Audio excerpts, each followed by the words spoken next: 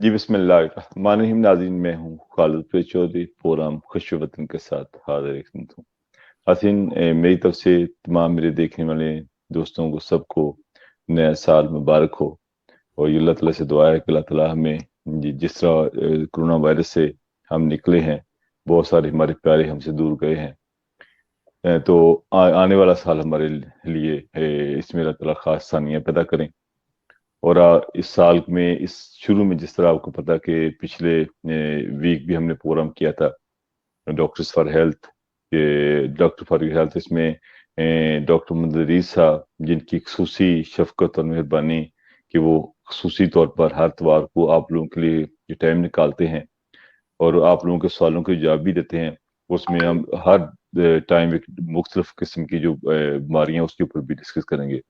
Doctor साहब, आपका मैं तहे दिल से मशकूर हूँ कि आप हर इतवार को अपनी ज़िंदगी का बहुत ही मसरूफ जो है टाइम, जो कोई फैमिली के लिए होता है, उसमें से भी टाइम निकाल के जो अवाम के लिए देते हैं, लोगों के लिए देते हैं। ये जज्बा, इसको मैं खराज तहसीन पेश करता हूँ। डॉक्टर साहब, आज का हमारा टॉपिक जो है वो है मिड्डे के हवाले से। मैं चाहता हूँ कि इसकी कौन कौन सी मिड्डे की बीमारियां हैं उसके ऊपर बात करें। तो डॉक्टर साहब, ये आप फरमाइएगा कि मिड्डे की बीमारी, जिस तरह के मेन हमारा जो स्ट्रक्चर है मिड्डे का, ये किस तरह काम करता है और उसमें किस किस्म की बीमारियां जो है लोगों को इसका सामना करना पड़ता है। बिस्मिल्लाहिर्रहमानिर्रहीम। खालिद साहब, आपका भी बहुत शुक्रिया क्योंकि आप भी टाइम निकालते हैं।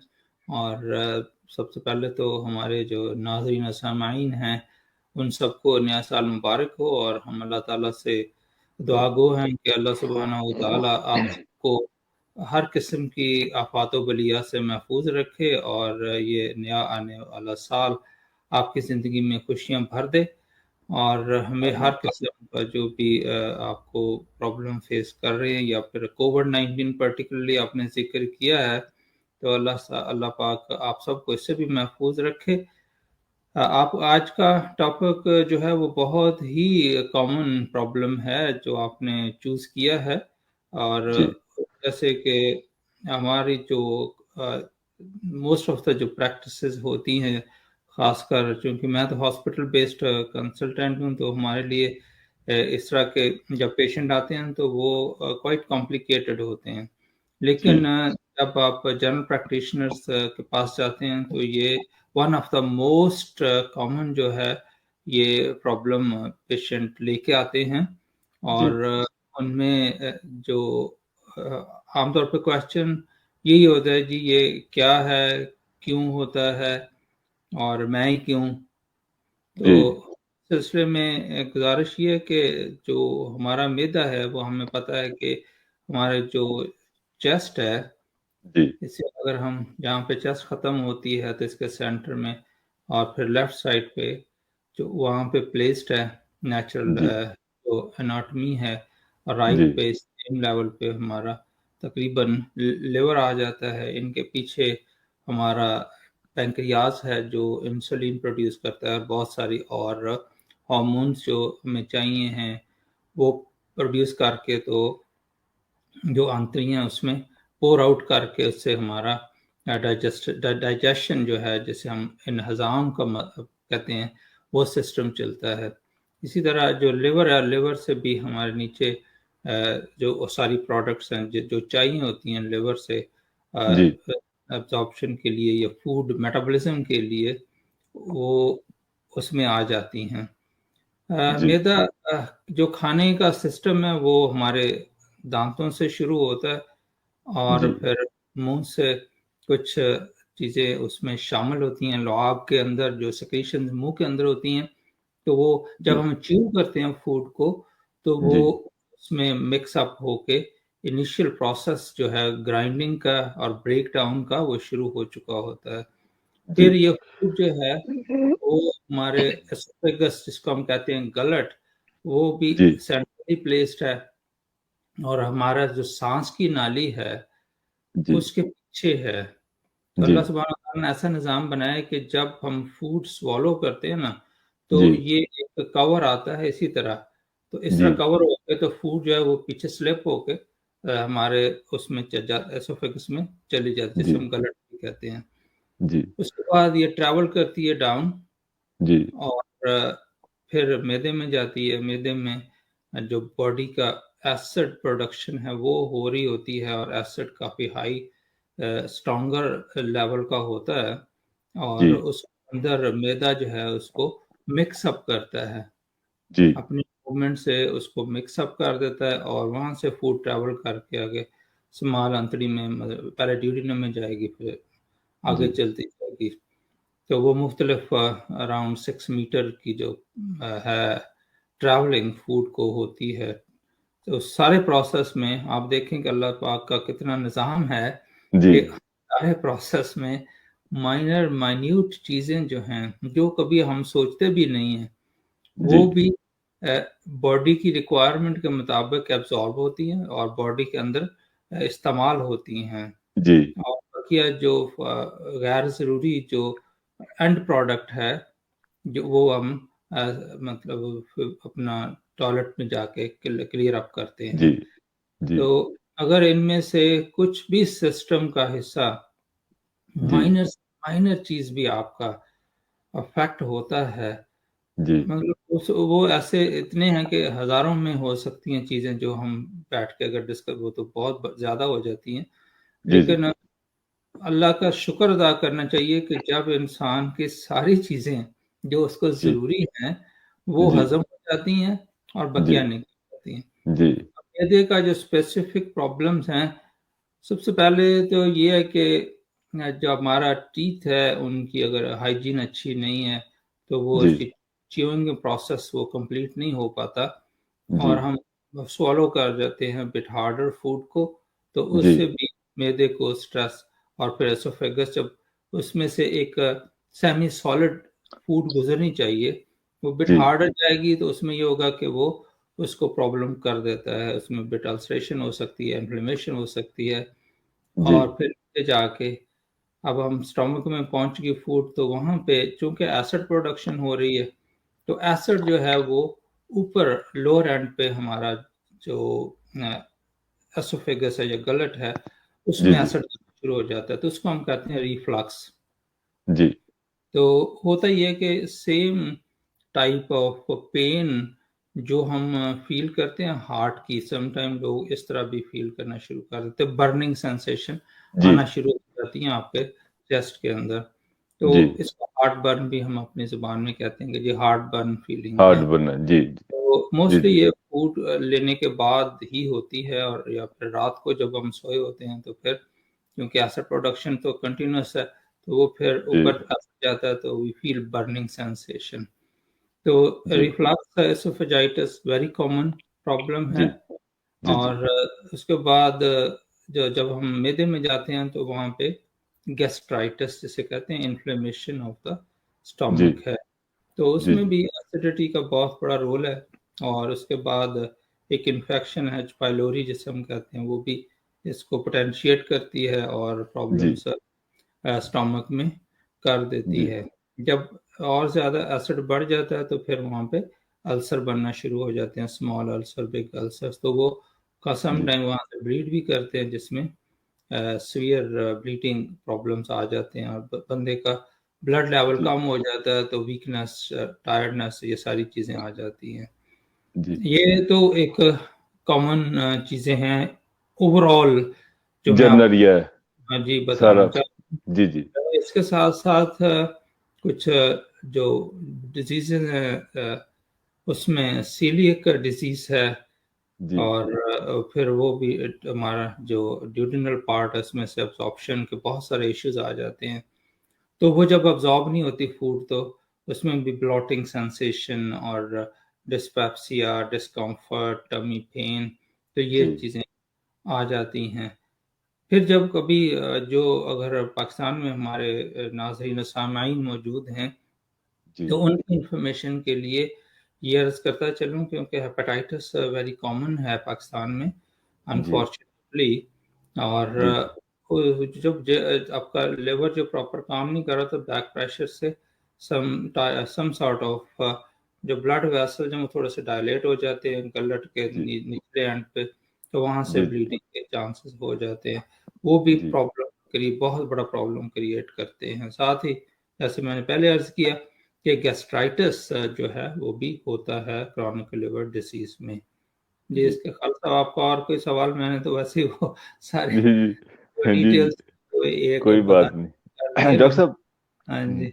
ये फरमाइएगा कि जिस तरह भी आपने बड़ी डिटेल के साथ मिड के स्ट्रक्चर के हवाले से बताया किस तरह वर्क करता है, इसमें जो मेन डिजीज हैं मिडे के हवाले से, जिस तरह के आम आसान अल्फाज में आप प्लीज बताइएगा, जो कि पाकिस्तानी लोग हमारी जो कम्युनिटी देखती है उनके लिए भी, ये कौन कौन से मिडे की आम जो है कॉमन बीमारियां हैं जो लोग शिकायत करते हैं, और उस हवाले से भी थोड़ी सी बाद में एडवाइस भी उनको करें कि इस पे बेहतरी कैसे वो ला सकते हैं। जी, एक जो कॉमन, जैसे मैंने पहले भी अर्ज़ किया कि ये है रिफ्लक्स एसोफेजाइटिस, जिसे हार्टबर्न कहते हैं। ये वेरी जी, कॉमन है जी, और इसकी वजूहात में आम तौर पे जो स्पाइसी फूड हैं जी, वो हैं, क्योंकि जब आप स्पाइसी फूड ज़्यादा खाते हैं तो फिर आपकी बर्निंग सेंसेशन बढ़ जाती हैं और उसके जी, साथ-साथ जब due to stress related situation जो होती है तो उसमें भी एसिडिटी बढ़ जाती है। तो जी, इसके अलावा जो है वो बहुत रेयर किस्म की और बीमारियाँ हैं जिनका मेरा नहीं ख़्याल कि हमारे सामान्य नाज़रीन को इतना ज़्यादा अंडरस्टैंड कर सकते हैं। जी, की ज़रूरत है। वो तो जी, स्पेशलिस्ट जो हमारे हैं, गैस्ट्रोएंटरोलॉजिस्ट हमारे, जी, वो, वो पे ज़्यादा मतलब रोशनी डाल सकेंगे। तो अच्छा मैं जी, जो जी, जैसे मतलब बात हम हमेशा करते हैं, हमारा जो सेंट्रल ओबेसिटी है ना, वो उसमें इसका बहुत बड़ा फैक्टर है हार्ट बर्न की डिसीज़ के लिए। और जी, सेंट्रल ओबेसिटी जब हम कहते हैं तो वो है टमी के गिर्द जो फैट का जमा होना। हमारी जी, जितनी भी एशियन कम्युनिटी है उनका जो सेंट्रल ओबेसिटी का प्रॉब्लम है वो बहुत ही कॉमन है। जी, और क्योंकि हम सारे जो मतलब अपर बॉडी भी ठीक होगी, टाँगें भी ठीक हैं, लेकिन जो बेली बटन है इसके गिर्द और ऊपर स्टमक के एरिया में काफ़ी ज़्यादा जी, फैट हो जाती है। तो उसमें वही बातें आ जाती हैं, लैक ऑफ एक्सरसाइज़ है और डाइट जो हैबिट्स हैं, डाइटरी हैबिट्स वो जी, सही नहीं है, क्योंकि जी, खा लिया, बैठ गया, टीवी देख लिया, तो ये जी, लाइफ़स्टाइल है। जी, ये काफ़ी ज़्यादा आपको इस बीमारी में मतलब मुब्तला करता है। जी, अमेरिकी जो करते हैं वो हमेशा ये कहते हैं यार 6 बजे 7 बजे खाना खा लो, लेकिन अक्सर जो अब हमारा ट्रेंड जो चल रहा है वो है जी, 10 बजे, 9 बजे, 10 बजे, जी, 11 बजे। बिल्कुल, जी, तो वो खा के सीधे बेड में चले जाते हैं। अभी जी, फूड जो है स्टमक में उसने 4 घंटे तक रहना है और उसने क्लियर अप स्लोली होना है। ये स्लोली कोई होना, ऐसा जी, नहीं है कि स्टमक में आई आगे पुश हो गई। एक नेचुरल जी, प्रोसेस है, उसने मिक्स अप होना है, फिर जी, स्लोली आगे जो है उसने मूव ऑन होना है। अब जी, मतलब फो जो जितना मील हम जितना बिग मील खाते हैं शाम को, जी, उसको अगर आप देखें, तो उसको 4 घंटे जो हैं वो लग सकते हैं क्लियर अप होते हुए। अगर तो जी, आपने 6 बजे या 7 बजे खाना खा लिया है और बेड टाइम आपका 11 या 10-11 बजे है, तो उस हाँ टाइम जी, से पहले-पहले अगर आपका स्टमक क्लियर हो गया, तो इसका जी, मतलब आप स्टमक पे आपके कोई इतना बर्डन नहीं है कि जिस पे जी, उसको काम करना पड़ेगा। जी, अब वो एम्प्टी है और आपके बॉडी की तरह वो भी आराम करना चाह रहा है। जी, ठीक है? आप भी आराम करना चाह रहे हैं, आपका स्टमक भी जी, आराम करना चाह रहा है, तो जी, दोनों अच्छा आराम करेंगे। लेकिन जी, जब आपने पहले से खाना जो है लेट खाया है जी, और अभी आपका स्टमक एक्टिव है और एक्टिवली जी, फंक्शन कर रहा है और वो सारी जितनी फूड आपने डाली होती है उसमें, उसको वो क्लियर करने में अभी मगन है और आप बेड जी, में चले गए, बाकी बॉडी तो रेस्ट में चली गई, लेकिन स्टमक जो है स्टिल फंक्शनल है और बड़ा स्ट्रांगली इसको काम में लगा हुआ है। तो जी, आपकी इससे डिस्टर्ब होती है और मिडनाइट और early hours of the morning जी, बर्निंग शुरू हो जाती है, जिससे आपको फिर जाग आ जाती है और फिर आप मतलब जी, कुछ उसका करने की कोशिश करते हैं कि अब मैं क्या करूँ इस मामले को, कि यार ये जी, तो, जी, और उसका मतलब सिंपल सा हल तो यही है कि जनाब सेंट्रल ओबेसिटी इसका ख़्याल कीजिएगा जी, और साथ में खाने की जो हैबिट है उसको थोड़ा-सा पहले कर लें और half an hour everyday walk और ब्रिस्क वॉक जी, ये हमारे लिए कंपल्सरी है। हम जो एशियन कम्युनिटी हैं, जी, अगर हम नहीं कर पाते हम अक्सर हमारे लोग ये कहते हैं जी डॉक्टर साहब देखिए हम तो सारा दिन काम करते हैं और आप शाम को कहते हैं वॉक भी करो, ये क्या बात जी, होगी? पहले काम किया। जी, तो भाई आपने जी, खाना रात को स्टमक को जो दिया है, वो चंद प्लेटें मुझे नहीं पता कितनी लेकिन ये कि जी, हो वो जी, स्टमक को उसको आगे उसने लेके जाना है, तो जी, काइंडली उसका भी ख़्याल करें। आपने फिज़िकल काम किया है लेकिन स्टमक आपने काम स्टमक को उसको दिया है, मैदे को सॉरी जी, मुझे वर्ड स्टमक निकला मैदे को जो आपने काम हाँ, दिया है, वो आपने जी, बहुत लेट दिया है डेढ़ और दिया, जी, तो उसका फ़ंक्शन जब शुरू हो गया है, तो अब वो तो अपने टाइम से करेगा, ना वो मेरे जी, कंट्रोल में, ना वो आपके कंट्रोल में है। जी, बिल्कुल, आपको अपनी टाइमिंग ठीक करनी है। अगर जी, उस जी, टाइमिंग से आपके सिम्पटम्स बेहतर होती हैं, तो वेरी गुड। जी, अगर उसमें टाइमिंग से नहीं हो रही, तो फिर ज़ाहिर है आप अपने जीपी से बात कीजिए और कुछ उसके लिए दवाइयाँ जो प्रॉपर वो आपको जी, सजेस्ट कर देंगे। मैं जी, यहाँ डॉक्टर साहब, खालिद जी, अर्ज़ करता चलूँ कि जो हम डिस्कस कर रहे हैं ना, ये जी, जी, कोई आपको जो हमारे सामने नाज़रीन हैं, ये उनकी ट्रीटमेंट नहीं है। ये एडवाइस, इन्फॉर्मेशन जनरल के एडवाइस, जी, जी, आ रहे हैं जी, और जी, स्पेसिफ़िक ट्रीटमेंट हर इंडिविजुअल की अपनी-अपनी होती है अपनी होती, जी, जी, और अगर उनको ट्रीटमेंट लेना है, तो वो अपने डॉक्टर से रुजू करें और उनसे प्रॉपर अपना अपने असेस जीपी से, जी, जी, जी, क्योंकि कहीं ऐसा म नाज़रीन और सामाईन ये ना समझें कि जी अब डॉक्टर साहब ने कहा है और ये चीज़ें इस तरह से मुमकिन है कोई मरीज़ वॉक ही नहीं कर सकता। अब मैंने तो जी, कह जी, दिया मुझे क्या पता उस मरीज़ का भई, जी, ठीक है जी, ना? अगर उन्होंने फ़ॉलो करना है तो अपने जो करीबी डॉक्टर साहब हैं, जी, उनसे राब्ता करें और इसी तरह अगर मतलब कोई और कहीं से एडवाइस लेना चाह रहे हैं, ऑनलाइन एडवाइस करना चाह रहे हैं, वो जी, भी अब तो फैसिलिटीज़ अवेलेबल हैं। तो जी, ये बुनियादी चीज़ें ख़ालसा मैं मतलब बार-बार इसलिए रिपीट करना चाह रहा हूँ कि अ, ल इस चीज़ से लोग मिसगाइड नहीं होने चाहिए। जी, बिल्कुल, इन्फॉर्मेशन प्रोवाइड करना और चीज़ है, लेकिन जी, प्रॉपर प्रिस्क्रिप्शन और ट्रीटमेंट देना, वो टोटली डिफरेंट डिफरेंट सिनेरियो है, जी। ठीक जी, है? जी, जी, जी। जी, नाज़रीन जैसा डॉक्टर साहब ने फरमाया जो हम हमारे हमारे प्रोग्राम में कोशिश करते हैं कि हम कुछ बेसिक चीज़ें हैं, जैसा डॉक्टर साहब ने भी फरमाया कि ये बहुत बड़ी बेसिक चीज़ है, खाने आप 9 ओ क्लॉक खा के सीधे बेड में जाते हैं तो फिर वो सिस्टम आपका अपसेट होगा। और जैसे डॉक्टर साहब ने फरमाया कि हमारे लोग वॉक बिल्कुल नहीं करते, इसका और साथ ही ये भी एक बड़ी हमारे लोग जो है यानी कि लाम्ब, चिकन इन चीज़ों को ज़्यादा प्रेफ़र करते हैं। अगर इस सब्जियों की तरफ जाएँ तो सब्जियों का जो है ज़्यादा उसके फ़ायदे हैं। मगर हमारी कम्युनिटी में पाया जाता है कि घर में हर रोज़ डेफ़िनेट कोई ना कोई जो लाम्ब की और चिकन की जो लाज़मी कोई ना कोई ऐसी डिश होगी।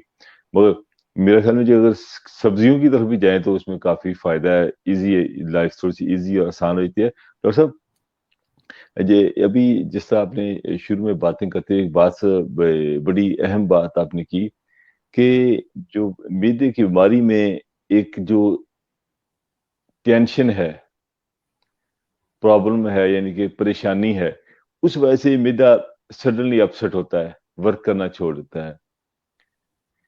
क्या आप ये समझते हैं कि ये जो जिस तरह आपको पता है कि टेंशन तो हमेशा घरों में भी रहती है और जगहों पे भी होती है, जो वर्क प्लेस पे भी होती है। क्या ये जो टेंशन की कोई लेवल है कि किसी टेंशन की वजह से ये जिस तरह की परेशानी में खाने को दिल ही नहीं करता? ये किस किस्म की ये टेंशन जो है ये जो मैदे को अफ़ेक्ट करती है?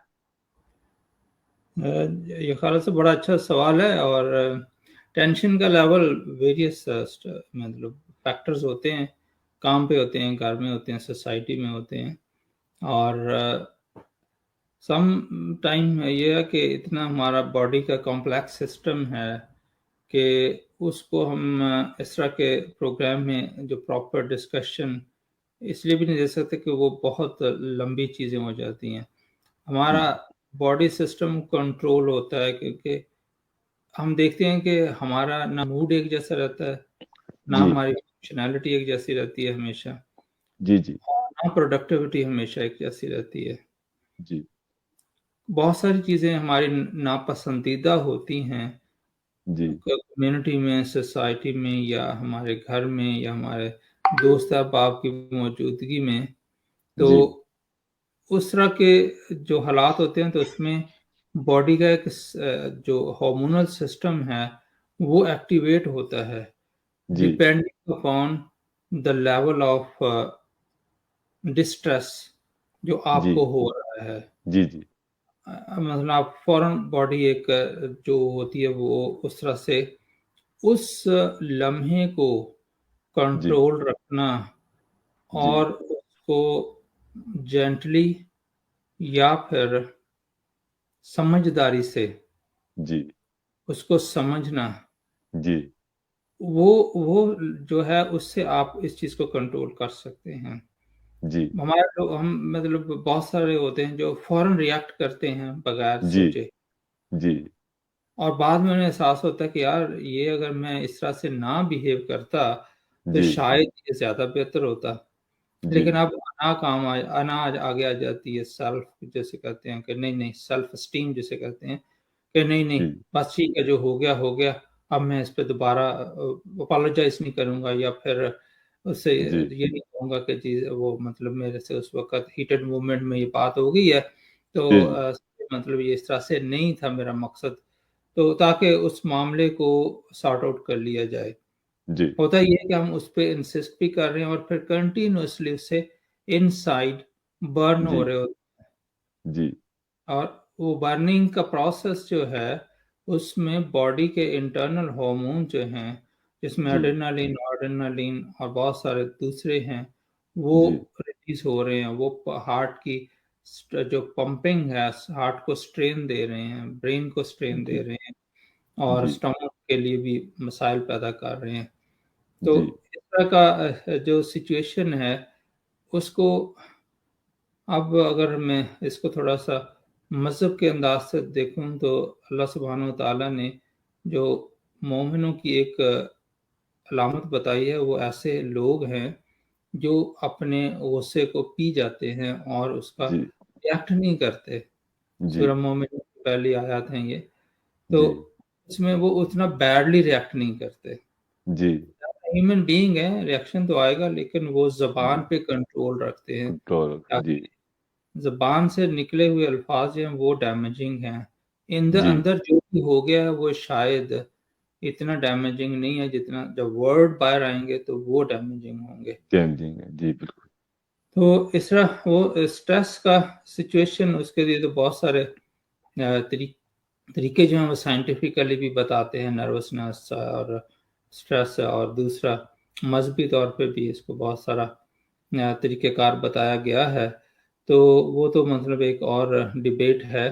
तो हम जी, इस जी, वक़्त स्टमक पे रहें तो बेहतर है। जी, भई अब अच्छा। की जी, बीमारी वो इसी में फिर कभी इंशाल्लाह इस पे बात कर लेंगे। अच्छा डॉक्टर साहब अभी कुछ सवालात भी आए हैं, मैं चाहूँगा कि वो जो सवालात लोगों के हैं उसको भी थोड़ा-सा अभी टाइम दे दें।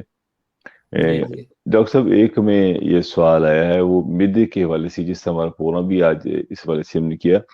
मगर जो मेरा बेटा है, उनके बेटे को तकरीबन उनकी 12 साल उम्र है। जी, उन्हें जी। बताया कि जी ये काफ़ी हेल्दी है, गेम भाग-दौड़ में सब में ठीक है। वो प्रॉब्लम ये है कि उनको कब्ज़ रहती है और जब कब्ज़ होती है फ़ौरन गला ख़राब हो जाता है। तो जब गला ख़राब होता है तो वहाँ से वो फ़ील करते हैं कि अब इसको कब्ज़ उसके साथ ही फिर गला ख़राब होता है, फिर साथ ही उसको बुखार भी हो जाता है। जब कब्ज़ जो है उनको कॉन्स्टिपेशन ठीक होती है तो वो फिर ठीक हो जाता है।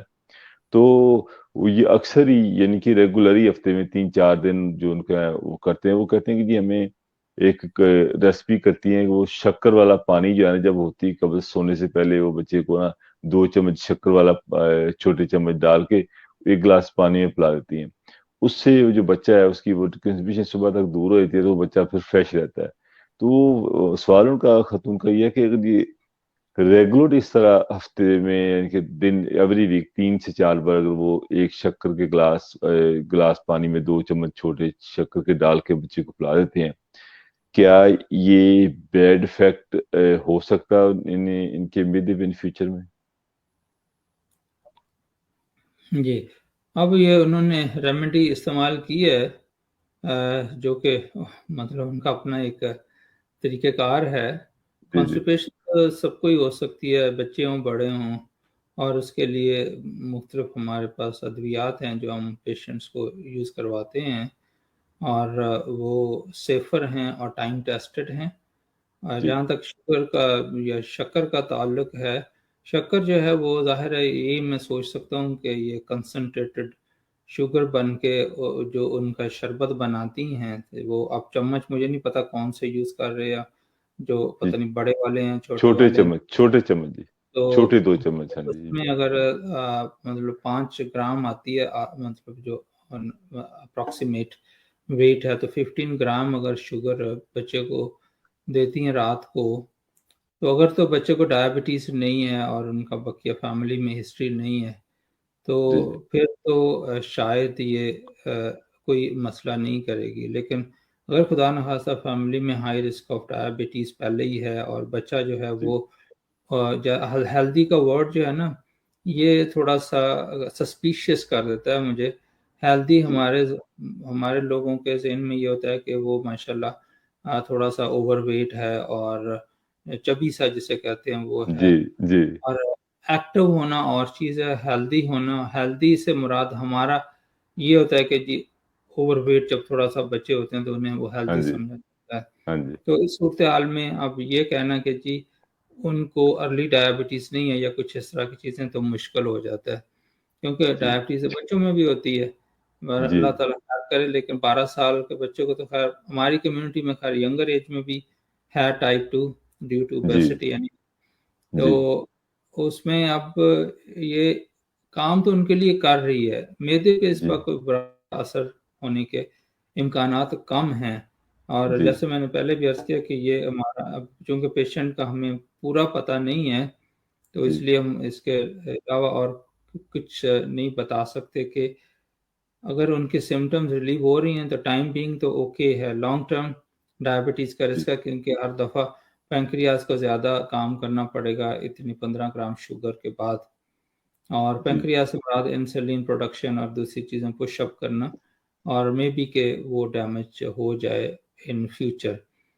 उससे बेनिफि बेहतर जी, ये सूरत-ए-हाल ये बेहतर है कि हमारे पास बड़ी अच्छी जो हैं कॉन्स्टिपेशन की डॉक्टर्स के पास हमारे मतलब दवाइयाँ हैं, जो जी, इतने ज़्यादा उनके साइड इफ़ेक्ट्स नहीं हैं, सेफ़र जी, हैं, टाइम जी, टेस्टेड हैं जी, और वो अप्रूव्ड हैं जी, अथॉरिटी से कि वो यूज़ की जा सकती हैं। तो जी, हम क्यों नहीं वो काम करते जो हमारे लिए सेफ़र हो और जी, रिकमेंडेड हो, बजाय जी, इसके ऐसे काम करें जिसमें रिस्क्स इन्वॉल्व हों। जी। उन्होंने कहा जी मेरी वालिदा ने कहा हम बचपन में गुड़ खाते थे और खाने के बाद आप भी थोड़ी-सी शक्कर दे दिया करें जी, जिस तरह आपको पता है पाकिस्तान में पुराने वक़्त में बुज़ुर्ग जो खाने के बाद थोड़ा-सा गुड़ खा लेते थे। तो उनकी वालिदा ने बताया था कि बच्चे को कब्ज़ होती है तब इसी तरह, जी, तो गुड़ गुड़ नहीं मिलता है तो जी, जी, जी। शक्कर जो है या गुड़ और शक्कर एक ही चीज़ के एक 2 ही हाँ नाम जी।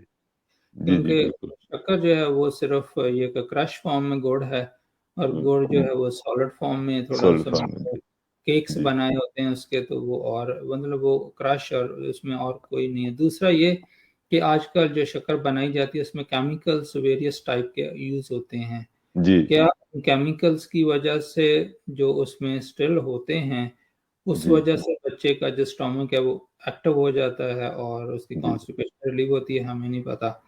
तो जी, जैसे मतलब अब मेडिसिन का तो मुझे पूछेंगे तो उसके सारे कंटेंट्स का मुझे पता होता है कि जी, ये जी, है कि कंपनी लाइसेंस ही नहीं ले सकती जब तक वो जी, कंटेंट और उसके साइड इफेक्ट्स ना बताए। नाम लेकिन से गुड़ जी, और शक्कर का तो लाइसेंस नहीं है ना, वो तो हमारा अपनी प्रोडक्ट है और उसमें कोई पता नहीं हमने कौन से केमिकल्स यूज़ किए उसको हाँ जी, बनाने में हाँ जी, और एंड ऑफ द डे कौन-सी कॉम्प्लिकेशंस वो करेंगे, हमें नहीं पता उसका। सिम्पटम रिलीव हो रही हैं, इसलिए हम जी। खुश हैं। उसके प्रॉब्लम्स क्या आ सकते हैं, हमें नहीं पता। जी, डॉक्टर दूसरा इसी सारे से एक और क्वेश्चन है वो क्या है कि जी खातून हैं उन्होंने कहा कि जी कि जब मैं अंडा बॉइल्ड एग खा लेती हूँ, तो फिर मुझे एक बेचैनी सी फ़ील होती है। तो उन्होंने कहा कि जी मैंने किसी डॉक्टर से बात की तो उन्होंने कहा जी आप जो है अपने मैदे के हार्मोन्स को अच्छा बनाने के लिए आप माल्टे वगैरह खाया करें। तो उनका सवाल ये था कि माल्टा फिर मैंने ट्राई किया, 3-4 माल्टे खाने से थोड़ी सी फीलिंग्स बेटर हुई। तो वो उनका क्वेश्चन था कि मैदे को स्ट्रॉन्ग करने के लिए, मैदे को मजबूत करने के लिए, इसके हार मैदे को बेटर करने के लिए क्या एडवाइस करेंगे आप? ये अब ये अगेन क्वेश्चन जो है, मैदे का ये एक नेचुरल ऑर्गन है, जी इसका कंट्रोल हम डॉक्टर्स के पास, जैसे आप कह सकते हैं ये मसल्स हैं हमारे, इनको मजबूत करने के लिए क्या करना है, जी स्टोमक को मजबूत करने के लिए क्या करना है, क्योंकि स्टोमक जो है, जैसे हमारा हार्ट जो है एक जी नेचुरल पंपिंग कंटिन्यूअसली करता है, जी उसको हेल्दी रखने के लिए हमें पता है कि हमने थोड़ी सी एक्सरसाइज करेंगे तो उसको थोड़ा स्ट्रेन देंगे तो उसके मसल जी स्ट्रॉन्गर एंड स्ट्रॉन्गर होते जाएंगे। जो जी स्टोमक के मसल्स हैं वो भी ऑटोनॉमस हैं, they work on their own. जो जी ऑटोमेटिसिटी है ना, जी वो जी उसकी चलती रहती है। ये अब माल जी जी जी डॉक्टर साहब। जी, उन्होंने मतलब पहले हाई प्रोटीन डाइट ली है और साथ में इसमें कोलेस्ट्रॉल भी होता है एग में जी काफ़ी जी ज़्यादा। तो जी अब ये दोनों चीज़ें जब लेती हैं तो ज़ाहिर है वो लिवर और स्टोमक दोनों का फंक्शनैलिटी थोड़ी-सी ज़्यादा उनको काम करना पड़ता है, इसलिए वो करना थोड़ा पड़ता जी अपसेट फ़ील करती हैं। और दूसरा जब आप माल्टा या ऑरेंजेस वगैरह लेते हैं तो ऑरेंजेस के खाने से ये होता है कि उसमें फाइबर है, उसमें सिट्रिक एसिड है और उसमें दूसरे जो बफरिंग सॉल्यूशंस हैं वो उसमें मौजूद हैं। तो जब वो जी स्टमक में जाएगा तो वो एक तो वो बफरिंग एक्शन, दूसरा उसका फाइबर जो है वो कंफर्ट देता है उसको। जी तो इसलिए वो आपके लिए ज़्यादा आपको सूदिंग इफेक्ट देता है। जी हाँ, जबकि आप हाई प्रोटीन और हाई कोलेस्ट्रॉल बॉइल्ड एग खाती हैं तो उस वक़्त आपका स्टमक जो है उसको मतलब एक्टिव काम करना पड़ता है, हार्डर वर्क करना पड़ता है, तो इसलिए आप जी डिस्कम्फर्ट फ़ील करती हैं। तो अब यही हो सकता है कि आप जो मिक्स या इन बिटवीन, अगर आपको बहुत ही डिज़ायर है बॉइल्ड एग की, तो जी जी आप उसको अपनी दूसरी डाइट के दरमियान उसके साथ मिक्स करके खाएँ, बजाय इसके कि सिर्फ़ वही खाएँ, मसलन मतलब सिर्फ़ बॉइल्ड एग ही खाएँ अलोन। जी। तो इसे अगर मिक्स करके खाएंगी तो उसमें वो इतना बेटर वो होगा यानी। उसमें ये स्ट्रेन नहीं आएगा ना स्टमक पे ज़्यादा, जी जी मैदे पे इतना ज़्यादा उसको सडनली बहुत ज़्यादा फंक्शन नहीं करना पड़ेगा। नहीं करना पड़ेगा। लेकिन इसके जी जी साथ-साथ ये भी चीज़ है ना कि अब हो सकता है कि उनके मैदे में वैसे ही गैस्ट्राइटिस चल रहा हो। जी मतलब आप यही कह सकते हैं कि बहुत सारे लोग एग खाते हैं, प्रोटीन खाते हैं, उनको नहीं होता ये सारा कुछ। जी जी लेकिन अगर मरीज़ को पहले से अंडरलाइंग गैस्ट्राइटिस चल रहा है ड्यू टू सम रीज़न, और जी जी पेशेंट कोई और मेडिसिन भी खा रहा है, जैसा कि जी पेन कंट्रोल के लिए लोग खाते हैं दूसरी-तीसरी चीज़ें जो उनको पता ही नहीं होता कि उनका स्टमक जी कितना डैमेज हो सकता है। जी इन द मीन टाइम वो भी खा रहे होते हैं। तो जी अब इस तरह एक क्वेश्चन को, एक पोर्शन को लेके हम जी पेशेंट का डिसीजन नहीं ले सकते। जी हमें ओवरऑल पिक्चर देखना पड़ती है। जी जैसे कि मेडिसिन, अब कौन-सा पेशेंट पहले तो उनको डिज़ीज़ है और उन्होंने मैदे का मुआयना भी करवाया हुआ कि नहीं, जी वो जो एंडोस्कोपिक देखते हैं मैदे के अंदर के जी, इसमें कोई अगर इन्फ्लेमेशन है, वहाँ पे इन्फेक्शन हो सकती है और वो ट्रिगर जो फैक्टर्स हैं वो आते हैं, फिर रिलीविंग फैक्टर्स आपके आ रहे हैं। तो अगर आपको ट्रिगिंग फैक्टर भी या रिलीविंग भी आपको पता है, ज़ाहिर है मैदे के जी अंदर कुछ ना कुछ चल रहा है ऐसा जो अभी जी तक डायग्नोज़ नहीं हुआ। तो उसमें जी बेहतर ये है कि आप फर्दर इन्वेस्टिगेशन करवाएँ और उसको चेकअप करवा लें तो बेहतर है। जी। जी जी, डॉक्टर साहब एक आखिरी मैसेज मैं आपको बता दूं कि हमारे एक दोस्त ने मैसेज भेजा ऑस्ट्रेलिया से। उन्होंने कहा जी ये बहुत आपका अच्छा प्रोग्राम जी, हमें डॉक्टर साहब को भी जो है उनका शुक्रिया अदा करते हैं, डॉक्टर साहब टाइम देते हैं और ये हमारे लिए बहुत जो है बेनिफिशियल प्रोग्राम है। हमें बहुत सारी चीज़ों का जो पता चलता है जो कि बेसिक चीज़ें जो कि हम लोग हमको पता नहीं होता था, डॉक्टर साहब वो ज़बरदस्त किस्म के अच्छे तरीके से आसान अल्फाज में बताते हैं। उन्होंने शुक्रिया अदा किया। तो बहुत नाज़रीन ये प्रोग्राम आप लोगों के लिए है। अगर किसी किस्म का कोई ज़हन में कोई इशू हो हेल्थ के हवाले से, तो हम ये हर इतवार को आप प्रोग्राम देखेंगे जिसमें डॉक्टर साहब हर इतवार को एक मुख्तलिफ टॉपिक के ऊपर डॉक्टर साहब आपको बताया करेंगे, जिस तरह हार्ट हार्ट अटैक, स्ट्रोक। इस बार हमने मैदे का था, नेक्स्ट हमारा एक और होगा, और आप लोग किसी किस्म का जो सवाल है वो भी भेज सकते हैं, तो आपके सवालों के जवाब भी साथ साथ दिए करेंगे। डॉक्टर साहब, प्रोग्राम के आखिर में मैं आपका तहे दिल से मशकूर हूँ कि आज हम इस नए साल का हमारा पहला प्रोग्राम है, तो इंशाल्लाह हर इतवार को आपका इंशाल्लाह इसी तरह हमारा सिलसिला चलता रहेगा। नाज़रीन, ये प्रोग्राम आपके लिए, जान है तो जान है, जान नहीं तो कुछ भी नहीं। डॉक्टर साहब, जो हमारे लिए जो टाइम दे रहे हैं, इनका जो शुक्रिया है मैं बार बार अदा करता हूँ। डॉक्टर साहब, आखिर में आप भी कोई मैसेज दे दें प्रोग्राम खत्म जी, से। आज जो प्रोग्राम आपने किया वो मैदे के हवाले से, ये बहुत कॉमन प्रॉब्लम है। तो बस मैं यही गुजारिश करूँगा अपने सारे नाज़रीन सामाईन से कि अगर आपके सिम्पटम्स परसिस्ट करती हैं तो अपने डॉक्टर से ज़रूर रुजू कीजिएगा। और हर मरीज़ का अपना ही मसला होता है और हर मरीज़ का इलाज डिफरेंट होता है। तो काइंडली वो इस चीज़ को मत भूलिएगा कि आपके जो लोकल डॉक्टर्स हैं वो आपको बेहतर जानते हैं आपके मसाइल को भी, और वही आपको बेहतर तरीके से आपको इलाज फ़राहम कर सकते हैं। हम जी जनरली डिस्कस करते हैं आपकी इन्फॉर्मेशन के लिए, और जी मेबी इनमें से कोई ऐसा फैक्टर जो आप मिसिंग हो और आप जी उसको आप फ़ॉलो कर लें और लेटर ऑन जी आपकी ज़िंदगी आसान हो जाए। तो जी, अल्लाह सुब्हानहू व तआला आपको इस हर किस्म की बीमारी से महफूज़ रखे। जी। आमीन। जी नाज़रीन, इंशाल्लाह अगले इतवार को फिर मुलाकात होगी। अल्लाह ने के पास। ओके, अस्सलाम वालेकुम रहमतुल्लाह।